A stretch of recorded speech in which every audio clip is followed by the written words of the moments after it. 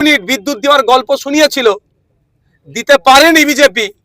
কেন দিতে পারেনি এর জবাবদিহিটা বিধানসভার মধ্যে দাঁড়িয়ে নওশাদ সিদ্দিকী করেছে। বলার স্বর নাকি দমে গেছে।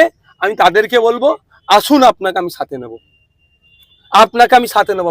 কোন আন্দোলনে নামবেন চলুন, গাঁটের টাকা খরচ করব, গুন্ডা দমন বিলের বিরুদ্ধে আপনাকে মামলা করতে হবে, দেখবো সে আছে কিনা। কি আমি টাকা দেবো খবর খরচ? ও গাছে উঠবে না, রাঙা পাখি নেবেন।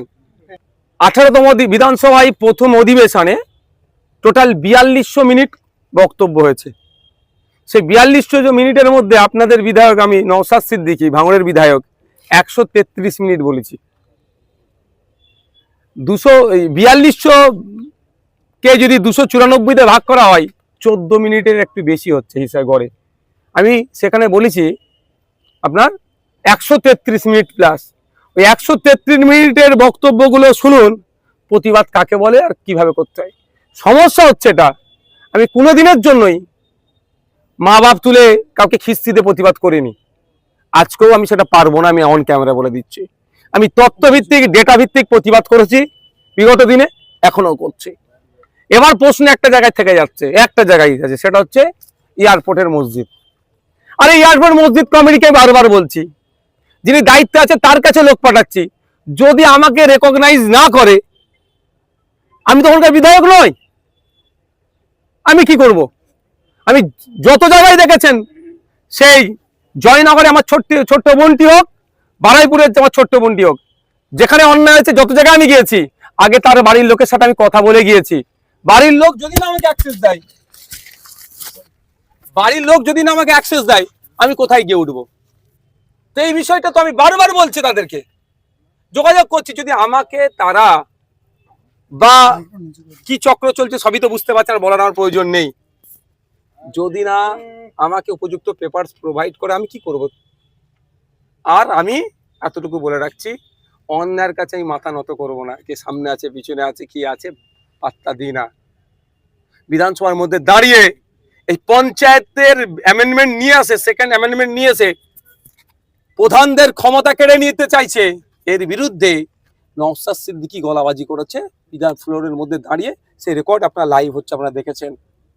ধর্মীয় পর্যটনকে কেন্দ্র করে বিজেপি একটা নির্দিষ্ট ধর্ম ছাড়া অন্য শিখ, খ্রিস্টান, জৈন, আদিবাসী, মুসলিম যারা যেগুলো আছে তাদের ধর্মস্থানকে বাদ রেখেছে। তার প্রতিবাদ এই নওশাদ সিদ্দিকী ফ্লোরে দাঁড়িয়ে করেছে। 200 ইউনিট বিদ্যুৎ দেওয়ার গল্প শুনিয়েছিল, দিতে পারেনি বিজেপি। কেন দিতে পারেনি এর জবাবদিহিটা বিধানসভার মধ্যে দাঁড়িয়ে নওশাদ সিদ্দিকী করেছে। হয়তো অনেকের কাছে নওশাদ সিদ্দিকী কথার সাথে চারটে খারাপ ভাষা বলেনি, হয়তো নাও মনে হচ্ছে তাকে খারাপ লাগছে, কিন্তু আমি কোনো দিনের জন্য খারাপ ভাষায় ব্যবহার করিনি, আগামী দিনেও করবো না। তবে অন্যায় হবে, অন্যায়ের বিরুদ্ধে বলে যাব। আর যারা মনে করছে যে এখন কি বলে গলার স্বর নাকি দমে গেছে, আমি তাদেরকে বলবো, আসুন আপনাকে আমি সাথে নেব, আপনাকে আমি সাথে নেবো। কোন আন্দোলনে নামবেন চলুন, গাঁটের টাকা খরচ করব, গুন্ডা দমন বিলের বিরুদ্ধে আপনাকে মামলা করতে হবে, দেখবো সে আছে কিনা। কি আমি টাকা দেবো খবর খরচ? ও গাছে উঠবে না, রাঙা পাখি নেবেন। সব নওশাদকে করতে হবে, আমি কোর্টের খরচ দেবো। আসুন, যে জ্ঞান দিচ্ছে তার উদ্দেশ্যে বলছি। নওশাদের প্রতিবাদটা পছন্দ হচ্ছে না, এর থেকে আপনি ভালো প্রতিবাদ করতে পারতেন। আসেন, আপনি তো কারো কথাটা আমাকে কনভে করছেন, তাকে বলুন চলো তোমাকে আন্দোলনে নামবে, রাজি আছো? গতকালকে আমি ফুটেজ খেতে যাই না ভাই, দেখবেন আমার পেজে আমি পোস্ট করে নিই। গতকালকে নিটের পেপার লিখলে প্রতিবাদ করতে গিয়ে বেলা 2টো থেকে সন্ধ্যে 6:30, 6:45 অব্দি কোর্টে যারা নেটে চারটে কথা লিখে দেয় তাদের কাউকে খুঁজে পাওয়া যায়নি। জিজ্ঞাসা করবেন তাদেরকে অ্যারেস্ট করেছিল। নওশাদ সিদ্দিকীর অবদান কতটা আছে না নাই, বিগত দিনে যেমন ছিলাম এখনো আছে, আগামী দিনে থাকবো। এতটুকু শুধু বলে রাখি, আমার রুজি আর আমার মৃত্যু না শুভেন্দু অধিকারীর হাতে আছে, না মমতা ব্যানার্জির হাতে ছিল, আল্লাহ সৃষ্টিকর্তার হাতে আছে। আমি কাউকে পরোয়া করি না।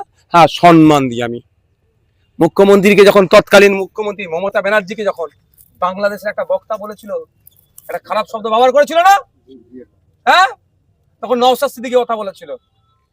আপনার বিরুদ্ধে এখানে একেবারে এয়ারপোর্টের যে দাবি রেখেছেন নওশাদ সিদ্দিকী, যে আমাদের এখানে এয়ারপোর্ট হবে সেটাকে বানচাল করেছে, আমাদের মানুষ যারা উন্নতি কাজ থেকে পেত, পিছিয়ে রেখেছে। উন্নতি থেকে পিছিয়ে দিল, ভাঙড়কে আরো আরো আরো 100 বছর হ্যাঁ, পিছিয়ে আমি দিল। যারা বলেছে আমি তাদেরকে সম্মান জানিয়ে বলবো, তারা যেখানে বসবাস করে সেটা ম্যাক্সিমামটা ওয়েটল্যান্ড লাগোয়া। ওয়েটল্যান্ডকে বুঝিয়ে আন্তর্জাতিক স্তরে দেশের নামকে বদনাম করছে। 1971 সালে ইরানের রামসারে গিয়ে ভারত সরকার প্রমিস করে এসেছিল যে রামসার সাইটের অন্তর্ভুক্ত যে জলাভূমিগুলো আছে একটা ইট পর্যন্ত গাঁদবো না, যেখানে অঙ্গীকারবদ্ধ করে এসেছিল, কিন্তু এখন সেখানে গেঁথে নিচ্ছে। কথা বলছে না কেন? আটকাচ্ছে না কেন? সবাই আপনি বলেছেন স্পিকারের আটকাচ্ছে না কেন? তারা আটকাচ্ছে না কেন? 1 নম্বর কথা, অবৈধ যে সমস্ত নির্মাণ হচ্ছে সেগুলো বন্ধ করতে পারছে না, পরিবেশকে দূষণ করছে। ব্যাপারটা হচ্ছে নওশাদ সিদ্দিকীর বিরুদ্ধে তো মুখ খুলতে হবে, কিছুতে পাইনি, একটা পেয়েছে। আমি আবারও অন ক্যামেরা বলছি, ভাঙড়ের মানুষ যেটা চাইবে তার লাগবে না। ভাঙড়ের মানুষ যেটা চাইবে সেটাই আমি করব, তাতে কি আমাকে খারাপ ভালো বললো আমি আমার যায় না। ভাঙড়ের মানে বেশি মানুষ যেটা চাইবে, চাইনি বেশি মানুষ ভাঙড়, তাই প্রতিবাদ করেছে। Thank you.